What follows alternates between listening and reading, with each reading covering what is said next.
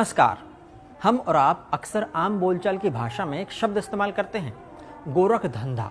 कहीं भी कुछ गलत चल रहा हो, हम कहते हैं गोरख धंधा चल रहा है। पर क्या वाकई किसी भी गलत काम के लिए गोरख धंधा शब्द का इस्तेमाल किया जाना चाहिए? कहीं ऐसा तो नहीं गोरख धंधा शब्द के साथ ही गोरख धंधा चल रहा हो? कहाँ से आया ये शब्द? क्या है इसके मायने? हम व्याकरण की बात नहीं कर रहे, पर यह एक बड़ा रहस्य है। इस रहस्य को खोजने के लिए वहीं चलते हैं जहां से यह शब्द आया है, गोरखपुर।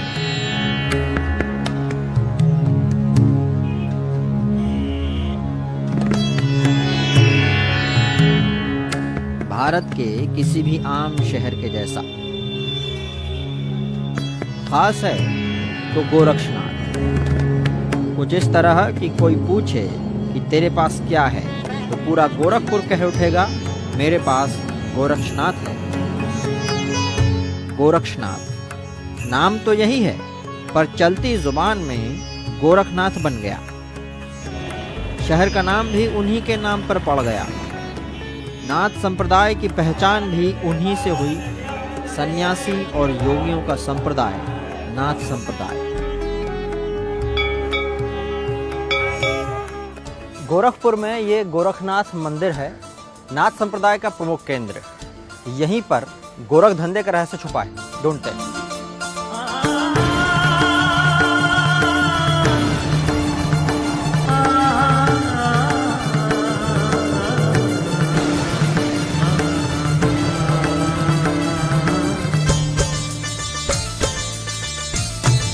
जय गुरु गोरख मंत्र जो गायो, जय गुरु गोरख मंत्र जो गायो, जीवन नाउ पार लगायो, जीवन नाउ पार लगायो, जय गुरु गोरख। जाहिर लगता है गोरख धंधा शब्द गोरखनाथ से जुड़ा हुआ है, इसलिए गोरखनाथ की कहानी जाननी जरूरी है।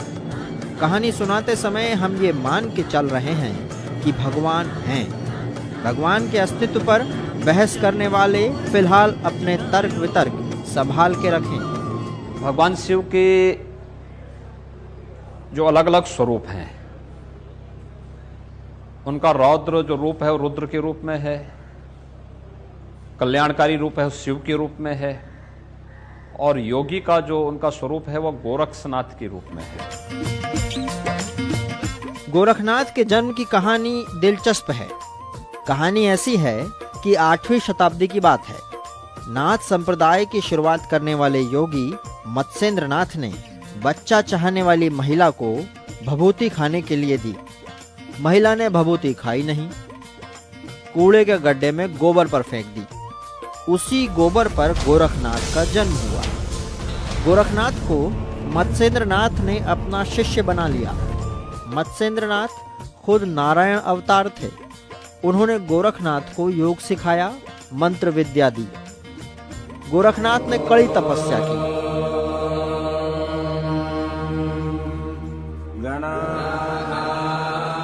मंत्रों और विद्या के आधार पर गोरखनाथ आम लोगों की तकलीफ दूर करने लगे। मध्यकालीन संतों ने गोरखनाथ जी के उस प्रभाव को स्वीकार किया, और स्वीकार करके योग के महत्व को किस प्रकार से गोरखनाथ जी ने आम जनमानस के लिए उपलब्ध करा करके उपयोगी बना दिया था, तो उस रूप में सामान्य जनमानस में तो उनकी मान्यता है। जय गुरु गोरख मंत्र जो गायो, जय गुरु गोरख मंत्र जो गायो, जीवन। हर बात को साइंटिफिक चश्मे से देखने वालों के गले ये बात नहीं उतरेगी कि इन मंत्रों या भभूति से लोगों की तकलीफ कैसे दूर हो सकती है। इसका तर्क ये है कि ये भी एक साइंस है, बॉडी साइंस। योग से सब संभव है। जो साधना करते हैं उस साधना से पहले व्यक्तिगत लाभ लेते हैं। तो व्यक्तिगत लाभ में जहाँ तक आपको करेंगे, ध्यान करेंगे, तो आपको सारी चीज़ें उसमें ध्यान में मिलेंगी। महायोगी गुरु गोरक्षनाथ जी ने योग को जो है कालांतर में, जो कि सिर्फ संत महात्माओं तक ही सीमित रह गया था, उसको आम जन जन तक पहुंचाने के लिए लोक में जो है उसकी पुनरावृत्ति भी की और उसको स्थापित भी किया, और जिससे ज़्यादा से ज़्यादा लोग लाभान्वित हो ऐसी क्रियाओं को उन्होंने जन जन तक पहुंचाया। जो योग से संभव नहीं होता वो सुपरनेचुरल पावर या भगवान की कृपा से मिल जाता है। यही चमत्कार है। गोरखनाथ भी यही कर रहे थे। अलख निरंजन। यहां गोरखनाथ जी ने साधना प्रारंभ की तो जब आसपास के लोगों को जानकारी हुई कि एक योगी यहां बैठा है तो भिक्षावृत्ति के लिए पहले गांव में खिचड़ी चढ़ाते थे, तो लोगों ने खिचड़ी चढ़ाना प्रारंभ किया। कहते हैं कि उनका खप्पर नहीं भरा, लोग चढ़ाते गए, खप्पर ही नहीं भरा है। उसके बाद फिर गोरखनाथ जी ने अपनी समाधि से बाहर आकर के एक मुट्ठी खिचड़ी ली और कहा कि इसको बनाओ, और खिचड़ी बना करके उन्होंने सबके लिए बनवाने के लिए कहा। तो एक मुट्ठी खिचड़ी से जितने लोग श्रद्धालु थे सबके लिए पूरा हो गया। उन्होंने अपने तप के बल से पूरा हिमाचल, हरियाणा, पंजाब, दिल्ली, राजस्थान जगह जगह जाकर के अपनी योग सिद्धियों के चमत्कार दिखाए और अनेकों राजाओं को जो है अपने सिद्धियों के द्वारा प्रभावित किया और नाथ पंथ का प्रचार और प्रसार किया और अनेकों लोगों को अपनी योग सिद्धियों का उन्होंने लाभ दिया। गोरखनाथ ने तपस्या के बूते अपने गुरु से भी ज्यादा सिद्धियां हासिल कर ली थी। इससे जुड़ी एक घटना है। हनुमान जी के कहने पर मत्स्येंद्रनाथ त्रिया नाम के राज्य में रहकर गृहस्थ जीवन बिताने लगे। योगी के गृहस्थ बनने से उनकी बदनामी होने लगी। मत्स्येंद्रनाथ को वापस लाने के लिए गोरखनाथ त्रिया नाम के राज्य में गए। त्रिया की रानी ने गोरखनाथ को रोकने के लिए उनके पीछे सुंदरियां लगा दी। वो सुंदरियां तरह तरह के रूप और चरित्र लेकर गोरखनाथ को लुभाने लगी। वहीं से एक और शब्द निकला, त्रिया चरित्र। लेकिन त्रिया चरित्र का प्रभाव गोरखनाथ पर नहीं पड़ा। वहां उन्होंने हनुमान जी से युद्ध किया और अपनी शक्तियों के बलबूते गुरु मत्स्येंद्रनाथ को वापस लाए। नर्तकी रूप में मृदंग, ताल, बाजे गाजे के साथ में गोरखनाथ जी वहाँ पहुँचे हैं। तब उसमें से आवाज जाग मच्छिंदर गोरख आया, चेत मच्छिंदर गोरख आया। जब इसमें सुने बाजे में तब मत्स्येंद्रनाथ जी चूंकि योगी थे, उन्होंने पहचान लिए तो गोरख यहाँ गए। आप भगवान को माने या नहीं, लेकिन नाथ संप्रदाय के योगियों की कहानी भगवान और चमत्कार से भरी हुई है। संजीवनी विद्या ये नाथ संप्रदाय की ही विद्या है, जिसमें मृत देह को जीवित करना या इस देह को, इस पिंड को कहीं एक जगह स्थापित करके किसी दूसरे शरीर में प्रवेश कर जाना, किसी दूसरे जीव में प्रवेश कर जाना, जैसे प्रकाया प्रवेश करते हैं, ये इसमें अपने नाथ योगी पारंगत रहे हैं और ये परंपराएं काफ़ी लंबे कालखंड तक चली हैं। और लेकिन जब एक समय के बाद उसका दुरुपयोग होने लग गया तो उसको फिर कीलक किया गया। ये चमत्कार दरअसल गोरखनाथ की खोजी हुई विधियों और तरीकों से होता था। इनमें तंत्र और मंत्र विधियां भी शामिल थीं। गोरखनाथ ने उन तरीकों को लोक कल्याण के लिए बाकी योगियों को भी उपलब्ध कराने की व्यवस्था कर दी। इन विधियों से शक्तियां हासिल करने के कई रास्ते बताए। इन विधियों को पाने के तरीके और उनसे होने वाले चमत्कारों को लोगों ने गोरख धंधा कहना शुरू कर दिया। गोरखनाथ ने ये तरीके बहुत पहले बताए थे, लेकिन उनसे चमत्कार आज भी हो रहे हैं। ये देखकर बड़ा आश्चर्य होता है कि कैसे बच्चा चाहने वालों की गोद भर जाती है, बीमारियों से छुटकारा आसानी से हो जाता है। गोरख धंधे की बात ब्रेक के बाद भी जारी रहेगी। फिलहाल ब्रेक।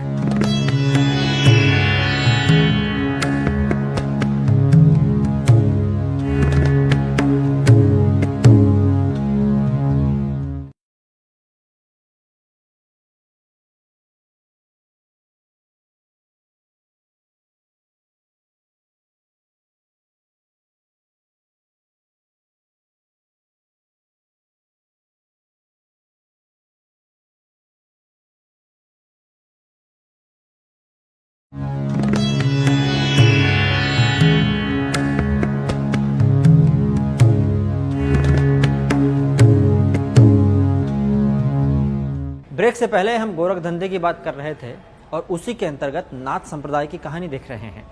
नाथ संप्रदाय धर्म, कर्म और योग के नियमों में कड़ाई पर जोर देता है।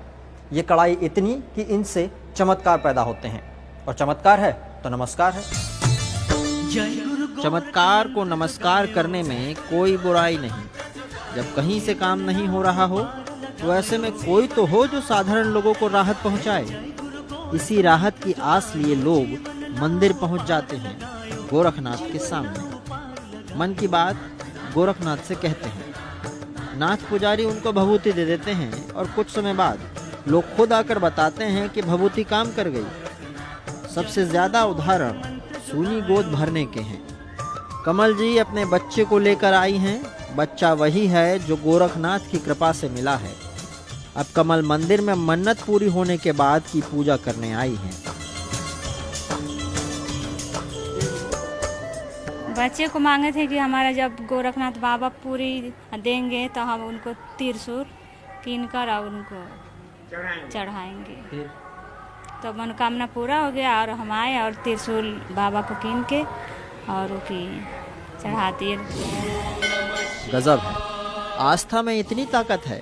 ये बात यहाँ आकर खुद की आंखों से देखने में समझ तो आती है, पर सवाल भी उठता है कि क्या गोरखनाथ की भभूति खाने से या धागा बांधने से बच्चे हो जाते हैं? ऐसा है तो तमाम मेडिकल एक्सपर्ट और डॉक्टर के पास जाने की ज़रूरत क्या है? अभिषेक इसका जवाब देते हैं। वो कहते हैं कि उनके बच्चे की बीमारी कहीं ठीक नहीं हो रही थी। गोरखनाथ के पास आए तो चमत्कार हो गया। गोरखनाथ से मन्नत मांगते ही डॉक्टर की दवाई काम कर गई, वरना पहले तो बहुत सारे डॉक्टर्स की दवाई कोई काम नहीं कर रही थी। दोनों चीज़ में संतुलन सबसे ज़रूरी है, और धर्म अपनी जगह है, विज्ञान अपनी जगह है। उनको मतलब एक तराजू पे नहीं तौल सकते हैं, क्योंकि आस्था जो है वो दिल से निकलती है, और विज्ञान जो है आप टेस्टिंग पे आप जो है तौलते हैं। बच्चा मेरा बीमार था तो मेरी श्रीमती जी ने जो है गोरखनाथ बाबा के लिए मन्नत मांगी थी, और अब जो भी दवा कहें या गोरखनाथ बाबा की दुआ कहें, बच्चा ठीक हुआ। तो उस वजह से हम लोग आए और यहाँ पे उनको दर्शन किए। बात सही लगती है, धर्म और विज्ञान का तालमेल जरूरी है। नई जनरेशन को देखिए, फंकी हेयर स्टाइल के साथ माथे पर टीका। अशोक यादव वो और उनके दोस्त गोरखनाथ के भक्त हैं। अशोक कहते हैं कि माँ ने मन्नत मांगी थी तभी वो पैदा हुए। मेरे माँ बाप ने यहाँ पे मन्नत मांगी थी मेरे लिए। मैं जब वहाँ हुआ तो मेरे माँ बाप पहले यहीं बुलाए थे, और बात कहें कि जो आज तक मैं सोचा नहीं था वो हो जाएगा। मैंने ऐसे मन्नत मांगी थी। मैंने मांगा था कि मेरा हाई स्कूल में परफॉर्मेंस बढ़िया रहे और मैं 80 के अबव जाऊँ। और मेरे एक दोस्त है, उसने भी मन्नत मांगी थी मेरे साथ ही। उसने 85 की मन्नत मांगी थी, वो 86 पाया, मैं 82 पाया। इस नाते हमको यहाँ पे बहुत अधिक विश्वास है इस मंदिर के ऊपर। एक तर्क है कि ये भी तो हो सकता है कि मन्नत पूरी होना सिर्फ एक संयोग हो। पुजारी अमरेंद्र नाथ को देखिए, नाथ संप्रदाय की वेशभूषा, कानों में कुंडल।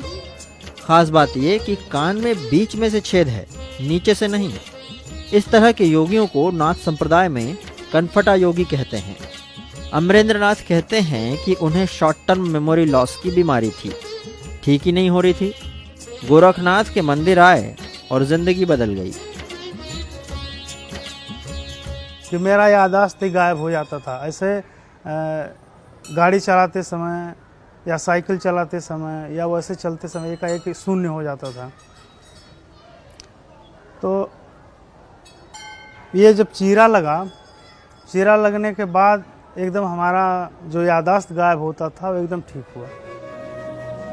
कान में छेद करने को लेकर नाथ संप्रदाय के अपने नियम हैं। कान में जब वो जो नसें हैं उनको छेदने से वो ब्रह्मचर्य में और मेडिटेशन में बड़ी सहायक होती है। कर्ण छेदन का मतलब सारे इंद्रियाएं जो है हमारे कान से ही चलती हैं, ऊपर से ही कान में। इस कर्ण छेदन से ये हो जाता है कि सारे इंद्रियाएं जो है केंद्रित हो जाती हैं, सारे बस में हो जाते हैं, सारी इंद्रियाएं बस में हो जाती हैं।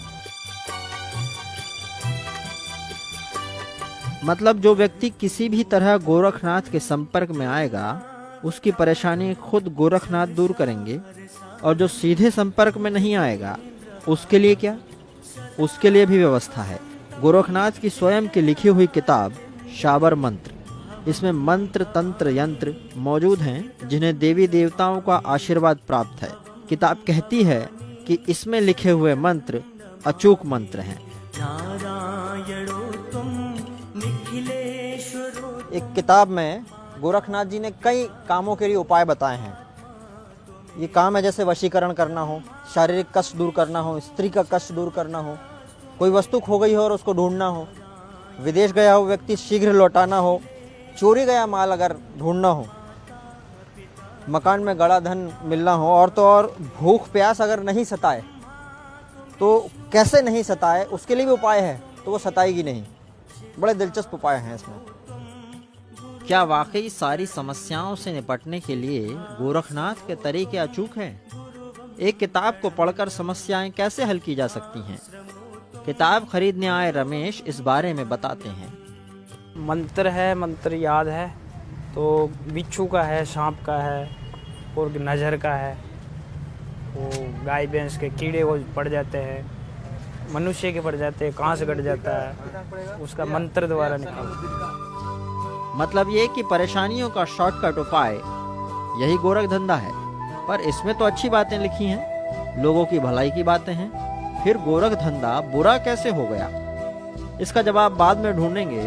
अभी सवाल उठता है कि ये उपाय सच है तो सभी को इसी किताब की बिक्री बढ़ाना चाहिए, इसी के भरोसे रहना चाहिए। यद्यपि सभी मंत्र महायोगी गुरु गोरक्षनाथ जी के द्वारा कीलक किए गए हैं, कोई पात्र साधक ही उन मंत्रों से उस चमत्कार को प्राप्त कर सकता है, सामान्य नहीं। योगी महाराज के कीलक कहने का अर्थ है शर्तें, यानी गोरखनाथ ने मंत्रों तरीकों को लिखा तो सही पर शर्तें लागू कर दी। Condition supply. शर्त में ये बात भी है कि अगर उपाय को सही तरीके से नहीं किया गया तो उसका असर उल्टा पड़ेगा। गोरख धंधा और चमत्कार की बाकी बात बाद में करेंगे, अभी ब्रेक।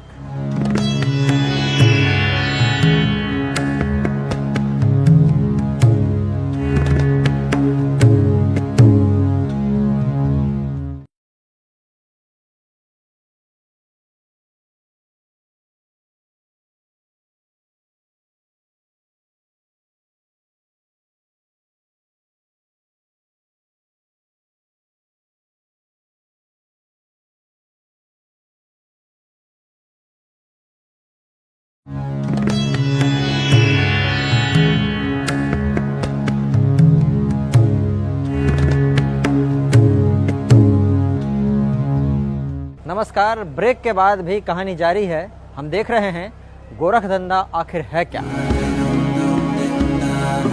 ब्रेक के पहले हमने देखा कि योगी गोरखनाथ ने अपने योग और चमत्कारों से लोगों के मन में भगवान का दर्जा पा लिया। चमत्कार इतने कि नेपाल में जहां वो गए वहां के लोगों को ही गोरखा कहा जाने लगा। पाकिस्तान, बांग्लादेश और उत्तर भारत के लोग उनकी पूजा करने लगे। फिर भी लोगों का जीवन आसान बनाने के उनके बताए हुए रास्ते, तरीके, उपाय यानी गोरख धंधे को लोगों ने बदनाम करना क्यों चालू कर दिया? गोरखपुर में दिग्विजयनाथ कॉलेज के एसोसिएट प्रोफेसर भगवान सिंह इसकी वजह बताते हैं। गोरख धंधा का मतलब ऐसा नहीं कि कोई नकारात्मक संदर्भ में।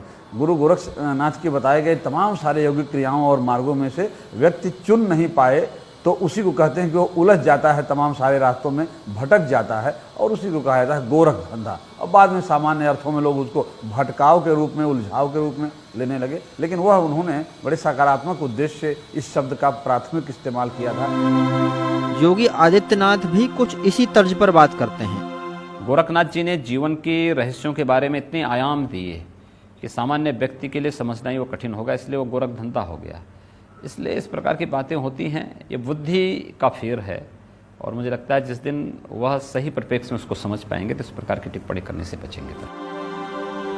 कुछ और बातें हैं जिन्होंने गोरख धंधा शब्द को नकारात्मक बनाने में योगदान दिया। जो अवघड़ संप्रदाय के लोग रहे, श्मशान घाट पर रहने वाले रहे, वो अपनी सिद्धि के लिए वहाँ मांसाहार का भक्षण खुद शुरू कर दिए। इससे धीरे धीरे कुछ लोगों में ज़रूर इसकी भ्रांति हो गई कि जो है ये योगी इस तरह कर रहे हैं, एक जबकि वो वास्तव में वो सिद्धि करते थे। श्मशान घाट पर निर्जन स्थान पर जा करके अपनी सिद्धि को, अपने शरीर को इतना तपा देते थे, अपने शरीर को इस तरह बना लेते थे कि चाहे वो मांस खाएं या जो भी करें वो अपने उनको कोई असर नहीं पड़ता था।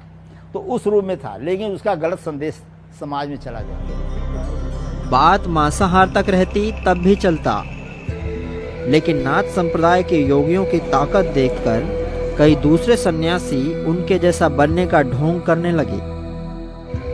तांत्रिक अघोरी के रूप में गोरखनाथ के मंत्रों से लोगों को लालच देना शुरू किया और ठगने लगे। इसी नाम पर जो है दूसरे लोग जा करके वहाँ गेरुआ वस्त्र धारण करके जो है बदनाम करके जो है गोपी चंद राजा भरथरी गोरखनाथ जी का गाना गा गा करके जो है भीख मांगते हैं, जबकि ऐसा नहीं है। ऐसे ही धीरे धीरे आदमी जहाँ सोचेगा इस तरह है तो ज़रूर आदमी गलतफहमी होगा।